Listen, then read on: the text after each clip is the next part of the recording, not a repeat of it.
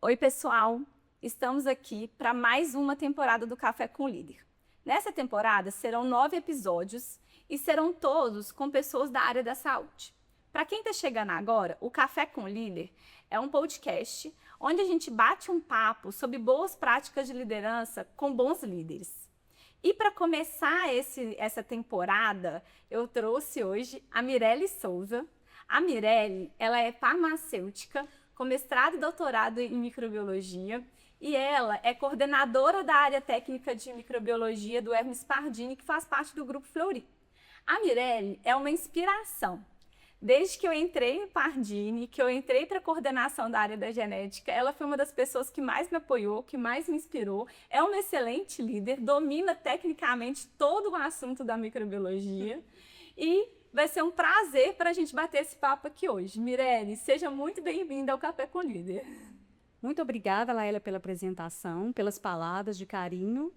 Eu fico muito feliz, né, por ser reconhecida como uma líder inspiradora e fico muito grata a você por me convidar para participar do podcast. Eu realmente fiquei muito lisonjeada. E eu espero contribuir com os ouvintes, né, para que a gente possa trocar experiências. Eu tenho certeza que vão ser momentos muito gostosos aqui. E para a gente começar, Mirelle, eu gosto sempre de trazer a pergunta que eu acho que é o que fica hoje para todo mundo que assume uma posição de liderança. Qual que hoje para você é o maior desafio de quem assume a liderança? Bom, a liderança traz vários desafios. Nós temos desafios diversos, desde a questão de melhoria de processos, trabalhar a questão de custos, alinhamento com os objetivos das companhias.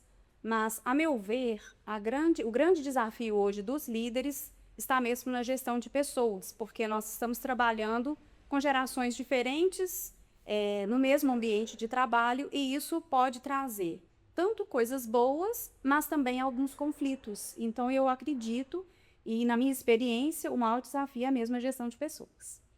E como que você trabalha essa parte de... Eu concordo plenamente com a gestão de pessoas, eu acho... Assim, igual você falou, todos os pontos são muito desafiadores, ainda mais nos momentos em que a gente vive hoje. A gente sabe, por exemplo, dentro da área da saúde, que os custos estão cada vez mais altos.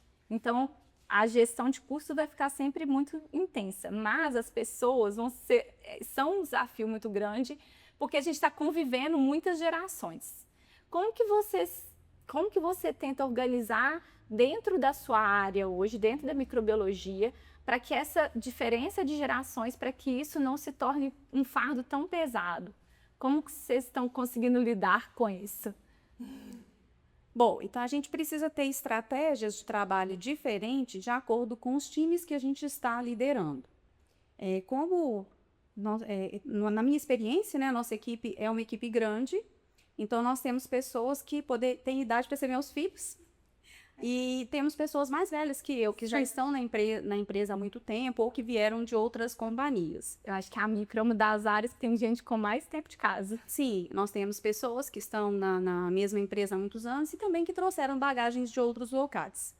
E nós temos que entender as diferenças de comportamento dentro das nossas equipes. Percebe-se que algumas pessoas elas trabalham de uma forma diferente, elas gostam de ter mais autonomia, mais liberdade, mais criatividade e sabem organizar a rotina de trabalho de forma a entregar o resultado dentro do prazo, com qualidade, mas outros já precisam de um acompanhamento mais de perto. Então, a gente precisa identificar essas diferenças dentro das nossas equipes e trabalhar isso internamente para que a gente consiga extrair o melhor de cada uma das pessoas. Isso não é uma tarefa muito simples, porque envolve um conhecimento das pessoas, envolve também entender se aquelas atividades que foram atribuídas, elas são compatíveis com a expertise e com a afinidade da pessoa. Então, voltando um pouquinho para a nossa área, não adianta eu colocar uma pessoa que gosta de ter uma atividade mais diversificada, que é mais dinâmica, que gosta de, por exemplo, tecnologia e equipamento, na frente de um microscópio o dia inteiro para olhar a lâmina, que ela não vai conseguir ter um bom desempenho. Já aquela pessoa que tem um perfil mais concentrado, é uma pessoa que tem um perfil para microscopia, para atividades mais minuciosas. Então, cabe ao líder começar a perceber esses pontos e avaliar quem ele vai colocar em cada posição. Então, é realmente trazer essas diferenças das pessoas a seu favor. né? Para que a gente tenha um time completo, porque dentro de uma equipe nós precisamos de pessoas com diferentes perfis. E as pessoas que estão há mais tempo, elas trazem a questão da resiliência, a questão da paciência, coisa que gerações mais novas, muitas vezes, elas não têm isso desenvolvido, elas são a geração da ansiedade. Elas querem tudo muito rápido, elas querem aprender tudo. E, muitas vezes, a gente trabalha com rotinas repetitivas dentro do laboratório. Então, eu acredito que essas pessoas podem contribuir umas com as outras para até mesmo desenvolver essas características pessoais que são pontos, muitas vezes, negativos e nas duas gerações. Sim, um positivo do outro vai trabalhando ali. Exatamente. Muito interessante a forma como você trouxe. Eu sempre falei isso, a gente tem que trabalhar com as peças no lugar certo para fazer checkmate no tabuleiro de xadrez. Não é fácil. E depende também de muita escuta, né? Sim. De tirar tempo para poder entender a necessidade de cada um e a habilidade de cada um também. Sim. E aí, pensando nisso, como que você trabalha o engajamento? Eu sei que você tem uma equipe que é super engajada com vocês, correm atrás dos resultados, inclusive já foram campeãs várias vezes de prêmio, justamente por esse nível de engajamento. Como que você traz? Traz um pouquinho de como que você leva isso para as pessoas e faz com que elas estejam aí com vocês. Eu sempre falo com a minha equipe que o foco no cliente, ele independe de qualquer recompensa. Então, quem é da minha equipe e estiver nos ouvindo vai reconhecer essa fala minha. Eu acho que o foco no cliente, o entender que cada amostra que está passando por nós é uma pessoa que está precisando de um diagnóstico, isso é fundamental para a gente desenvolver um bom trabalho. E eu acho que a gente precisa fazer esse trabalho com um propósito, independente de qualquer resultado lá na frente. O que vem de recompensa é consequência do nosso trabalho. E para engajar as pessoas e fazer com que elas realmente tenham isso como uma verdade, como um propósito no trabalho, eu procuro sempre dar oportunidade de aprendizado para as pessoas. Então, hoje a gente busca uma equipe multifuncional. Isso nem sempre é simples. Porque se eu tenho uma pessoa fazendo uma única tarefa, ela vai ficar muito boa naquilo e vai me entregar um resultado ótimo num primeiro momento, aquela produtividade será até maior. Mas, a médio prazo, a curto, médio prazo, isso vai desmotivando. Porque algumas pessoas têm essa necessidade de aprender coisas diferentes. Então, a gente trabalha dentro da nossa área com rodízio de atividades para que as pessoas realmente tenham oportunidade de fazer coisas diferentes. Claro que dentro da função de cada um. Nós não podemos desviar as pessoas da função delas, mas dentro da mesma função, a gente procura fazer esse rodízio de atividades, isso contribui para o engajamento e também ter essa escuta ativa. Então, as pessoas trazem opiniões que muitas vezes elas melhoram o fluxo de trabalho, porque elas estão ali no dia a dia fazendo a atividade e muitas vezes elas têm uma visão até melhor do que o gestor.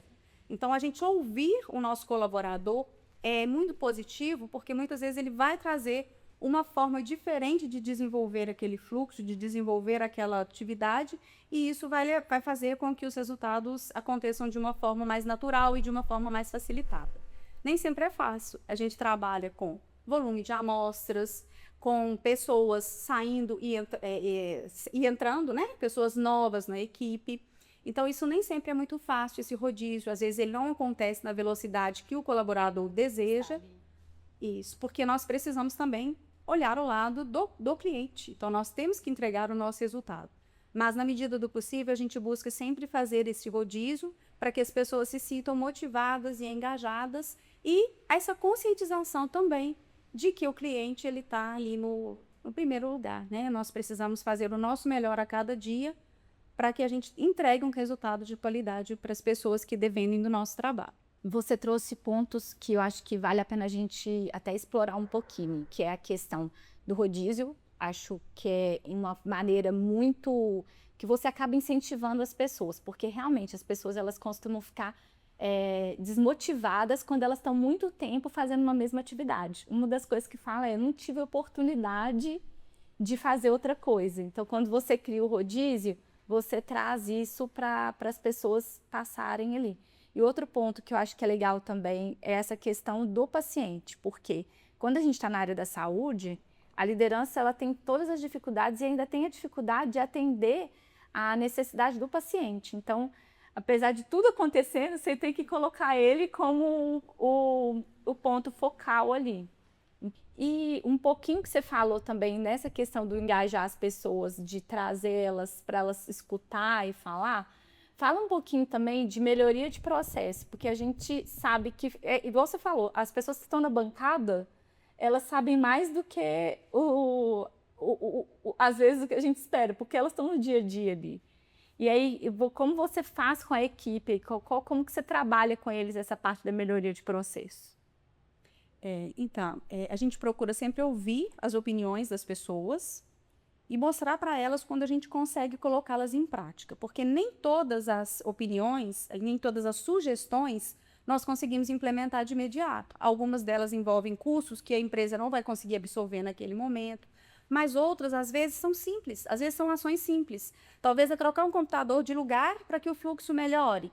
E aí a gente consegue implementar. Ou, às vezes, ações de economia, exemplo, uma impressão frente e verso de alguma atividade, ou então a retirada de alguma lista que pode ser retirada sem prejuízo ao processo. Então, são pequenas coisas do dia a dia que a gente pode fazer para melhorar o nosso trabalho. E as melhorias de processo, elas são muito importantes, nem sempre elas são rápidas, e cabe ao líder buscar, não só ao líder, né, mas também as pessoas mais sêniores da equipe, buscar estar sempre atualizados e verificar o que a gente tem disponível no mercado para trazer para o nosso ambiente.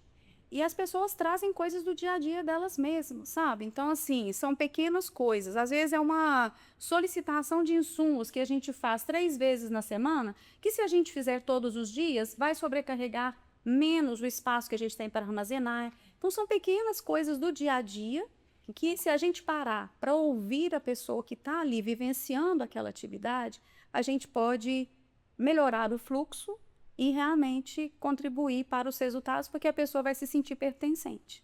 Então, ela vai se pensar, eu fui ouvida. Eu dei uma sugestão, foi uma sugestão simples? Foi, mas eu fui ouvida. E mesmo quando a gente não consegue implementar, é trazer para aquela pessoa por que aquilo não seguiu naquele momento, mas quem sabe futuramente a gente não consegue fazer. Então, é assim que a gente trabalha. Tenta trabalhar da melhor maneira possível. E é muito isso mesmo, assim, do olhar da pequena coisa, porque me faz uma diferença ter, às vezes, essa coisa tão pequena, porque todo mundo tem ideia, não, tem que ser uma coisa inovadora, mirabolante, e dentro da microbiologia tem processos que são clássicos, que não tem muita mudança, e que você sabe que vai ter que acontecer, mas uma virada de uma cadeira, às vezes, torna o fluxo muito mais rápido do que qualquer outra mudança que poderia ser muito maior. E as pessoas, às vezes, nem dão valor. Então, é importante mostrar para elas o tanto que fez diferença, né? Sim, uma melhoria numa crítica automática de liberação de resultado. Que, às vezes, a gente coloca uma crítica para liberar resultados que não precisam do crivo do especialista de uma forma mais automatizada.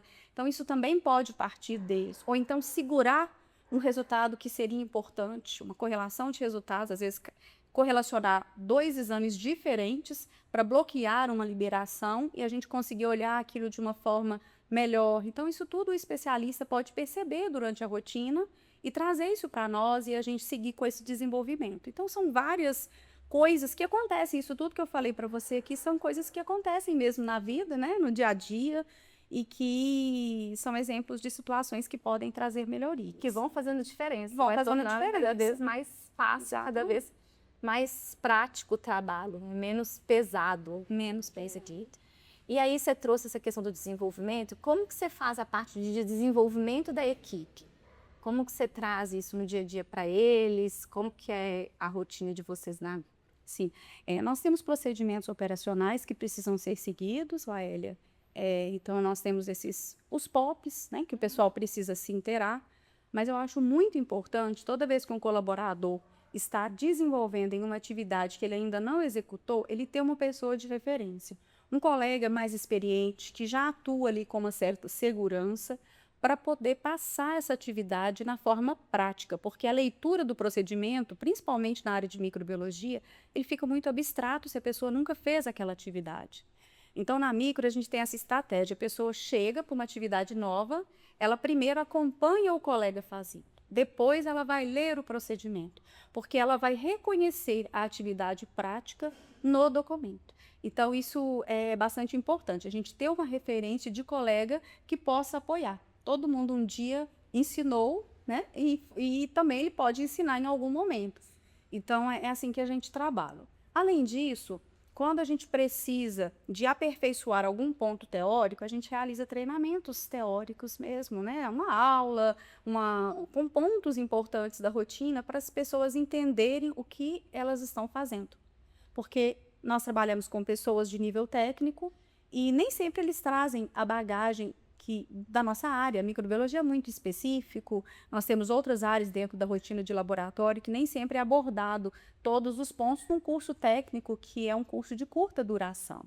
Então, nós fazemos também treinamentos teóricos para que as pessoas entendam um pouquinho daquela teoria e consigam identificar o que elas estão fazendo com o que elas aprenderam ali no nosso treinamento e o que elas trouxeram também do curso que elas fizeram. Além de indicar leituras, nós temos livros que a gente disponibiliza para os especialistas levarem para casa, alguns livros de rotina mesmo, indica também literaturas que eles podem adquirir, às vezes até gratuitamente. Hoje em dia o conhecimento está muito facilitado com a internet. Tem vídeo, tem artigo, tudo muito liberado na rede. Sim, então nós temos dentro da nossa área treinamentos gratuitos de atualização em teste de suscetibilidade. Todo ano esse treinamento é gratuito, então só não assiste quem não quer. Ficam gravados no YouTube, onde as pessoas podem retomar aquele conteúdo no momento de dúvida. Então eu acredito que ferramenta não falta. Então cabe à pessoa também querer ter esse aprendizado para que ela evolua na sua carreira e ela possa deslanchar e ter novas possibilidades, novas oportunidades. A gente precisa sempre olhar para isso, porque eu falo que a carreira, muitas vezes as pessoas acham que é a empresa quem tem que cuidar da sua carreira. E a carreira é nossa. Então, essa busca pelo aprendizado, se a gente quer entregar um bom trabalho, ela pode vir da pessoa também. Eu acho que é legal, igual você faz assim, vocês direcionam. Tem esse curso, tem certeza que vocês divulgam os cursos para a equipe, mas as pessoas também têm que ter essa ação de ir até lá. Então, esse incentivo é muito importante para as pessoas buscarem isso e construírem a carreira junto e aí entregando cada vez melhor o resultado no geral. E aí, também, Mirelle, você falou uma coisa que eu acho que, para mim, é sempre uma coisa muito marcante, que é o fato das pessoas entenderem o que é o papel delas. Elas saberem o que elas estão fazendo e onde o que elas fazem impacta. Que é igual você falou, na hora que a pessoa faz uma melhoria ou que ela te dá uma sugestão, além de você mostrar para ela quando você viu o resultado mudar, você fala para ela também quando não dá para fazer e vocês mostram para eles os resultados o que o trabalho deles fazem. Como que você leva esses resultados para a equipe? Qual que é a sua rotina de passar isso para eles, de mostrar para eles o resultado do que eles estão fazendo? Nós temos indicadores na área, né, que nós trabalhamos, e esses indicadores eles precisam ser divulgados periodicamente para as equipes para que elas entendam o resultado do trabalho. Então, eles precisam saber se a gente está conseguindo liberar o resultado para o cliente dentro do prazo acordado, se os resultados são de qualidade, se nós temos tido com frequência alterações nos laudos que a gente libera, porque isso não é uma coisa desejável, mas nós sabemos que numa rotina laboratorial isso pode eventualmente acontecer e nós temos que ter a transparência com o nosso cliente. Se acontecer uma eventualidade, a gente precisa retomar esse laudo e liberar um novo resultado. E os nossos colaboradores precisam estar cientes desses dados, dessas informações, porque muitas vezes ele fez um pedacinho daquele exame. Ele não fez o exame como um todo, porque nós temos vários processos até a gente chegar num laudo final microbiológico. E, às vezes, o mesmo exame ele passa até por 5 mãos diferentes. Então, o colaborador lá na frente que cometeu uma determinada falha, que levou a uma necessidade de alteração do laudo, ele vai estar ciente, mas é aquele que está lá atrás. O erro também poderia ter sido dele. Então, nós precisamos divulgar periodicamente os nossos indicadores, todos eles, de descumprimento, de retificação de laudos, de números de amostras recoletadas, enfim, todos os indicadores que nós trabalhamos no dia a dia para a nossa equipe, mas com uma linguagem clara, porque nós temos pessoas diferentes.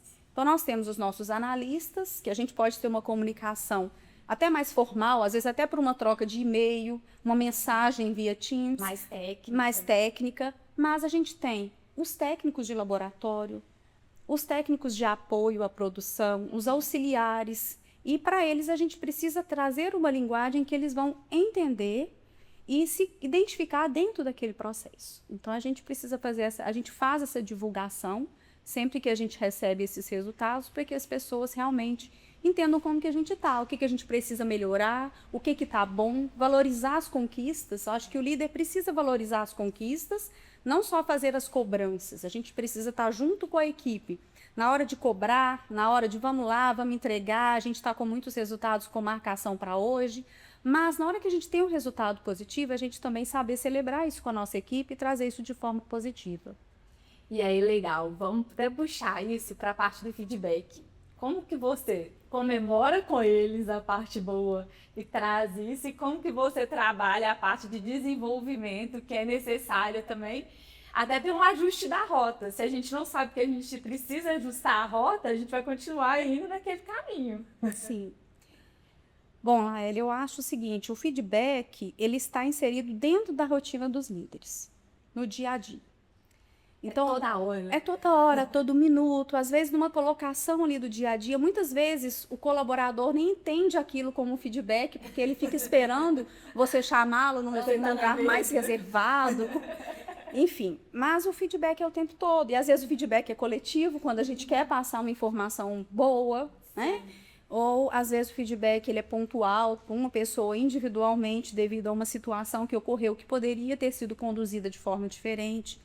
Então, esses feedbacks, eles precisam ser diários no momento das ocorrências. É claro que a gente tem os feedbacks que estão linkados a um fechamento do ano, quando nós fazemos as análises de desempenho da equipe.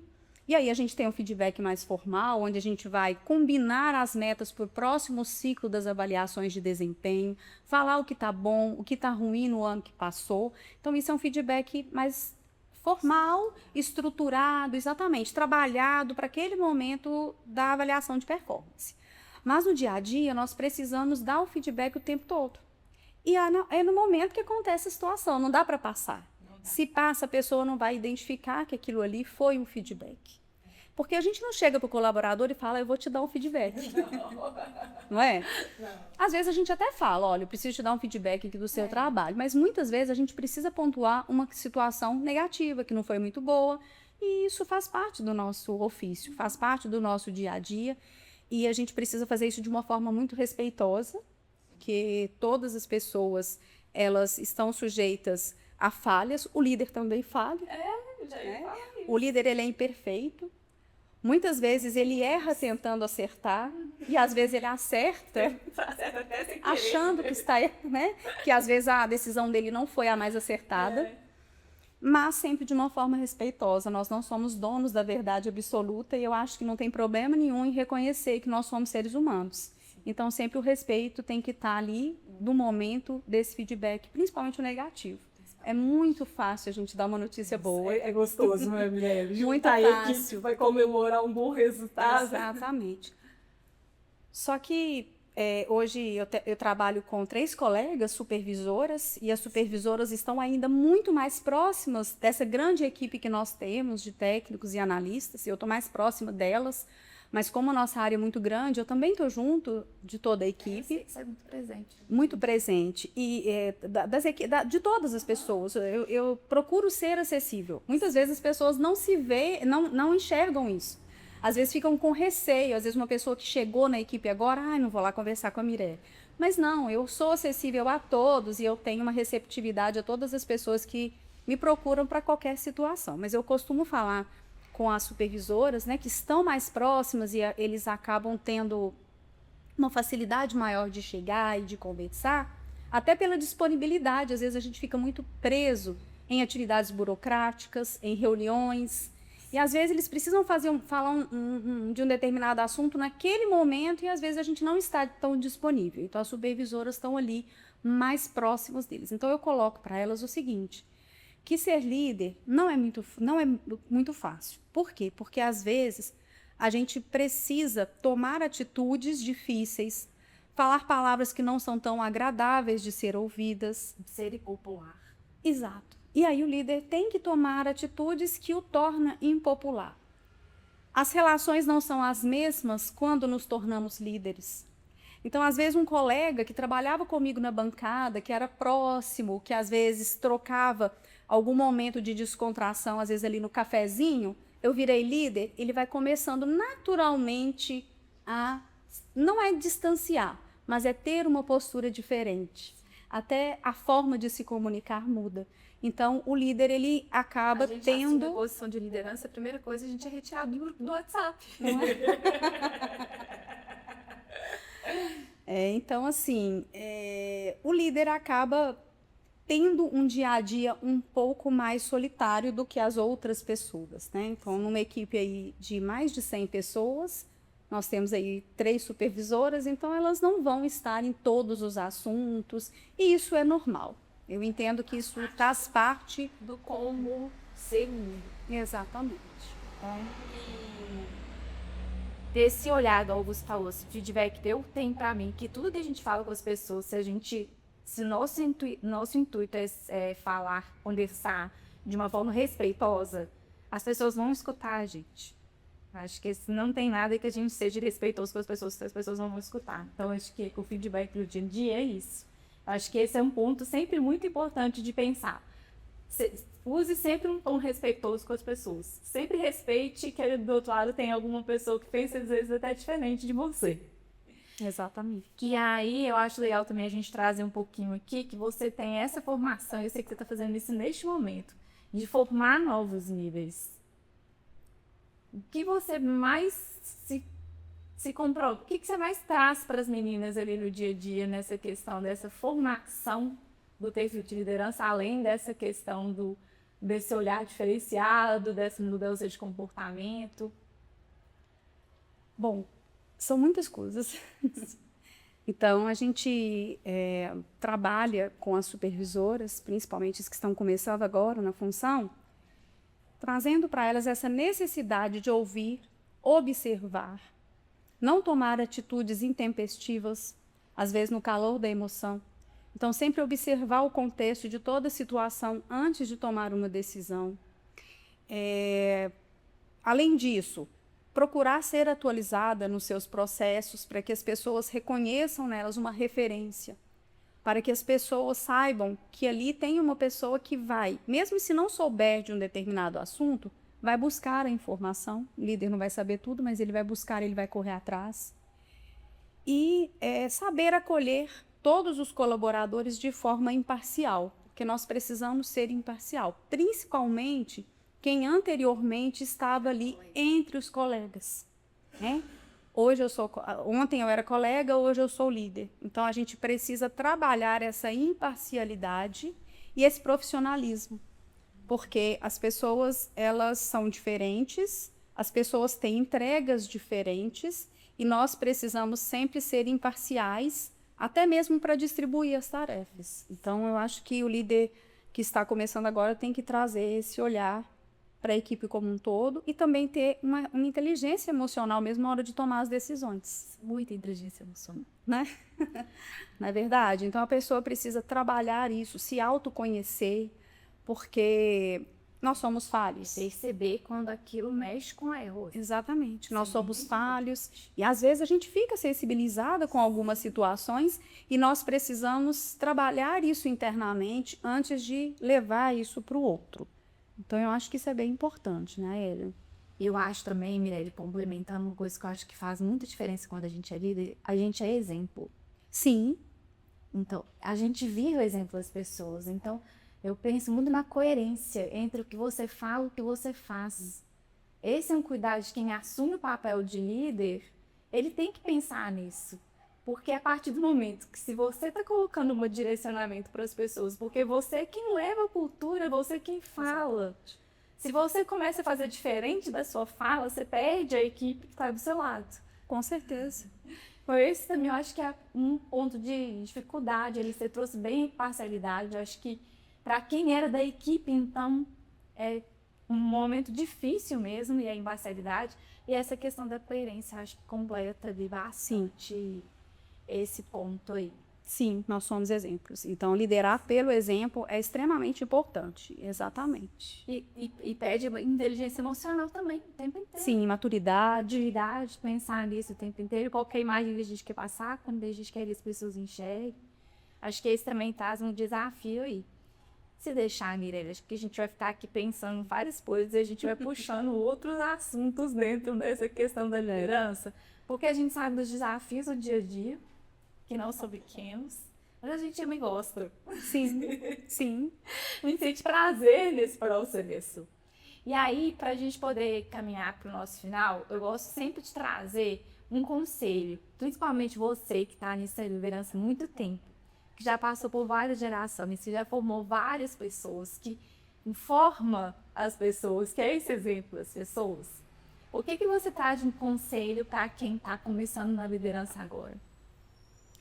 Bom, eu diria que é sempre procurar se observar, e é o que você trouxe agora. Eu acho que é procurar observar a sua atitude, o seu comportamento, para realmente a liderança ser exemplo para os colaboradores. Eu acho que esse é o ponto principal. Então, eu acredito que liderar pelo exemplo ele é o mais importante. E ser exemplo não é ser perfeito, né? Ser exemplo é se mostrar vulnerável quando a gente é vulnerável, saber... A gente pode errar, a gente não sabe tudo. Exatamente. Mostrar que somos sujeitos a falhas, estamos sempre aprendendo, porque isso é uma verdade. A gente aprende o tempo todo. E todos nós, em todos os cargos, em todas as funções. Então, eu acho que é isso, sabe? É se mostrar vulnerável, esse seria o meu conselho. É liderar pelo exemplo, cuidar do seu comportamento diante das pessoas e realmente se colocar junto deles, tanto nos momentos bons quanto nos momentos mais desafiadores. Então, acho que seria isso. Muito bom, adorei. Você está do lado. É muito Mirelle. Bom, pessoal, a gente fica por aqui por esse episódio. Entrem, assistam, curtam, compartilhem e até o próximo episódio.